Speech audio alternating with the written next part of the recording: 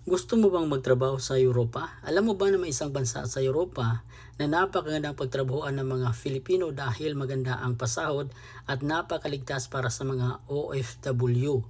Sila po ay naghahanap ng mga domestic workers, housemaid, houseboy, cook, barista, chef, kitchen staff, at kung ano-ano pang mga skilled and services workers. Ang tinutukoy ko po ay walang iba kundi ang Cyprus. Ang Cyprus ay isang bansa na nasa Mediterranean Sea. Ito po ay parte ng Europa. Ang kanilang pera po ay euro. Ang bansa na ito ay napakagandang pagtrabahoan ng mga OFW dahil bukod sa malaki ang sahod ay napakaligtas pa. As a matter of fact, yung aking kaibigan na galing ng Saudi, isang barista dito noon, ngayon ay masaya na at nagtatrabaho sa Cyprus bilang isang barista at napakaganda at malaki ang kanyang sinasahod doon kumpara dito sa Saudi Arabia.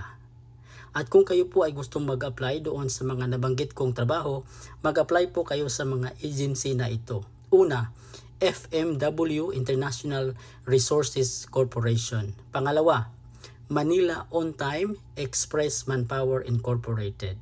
Maraming salamat po. Paki-like at paki-subscribe sa ating channel.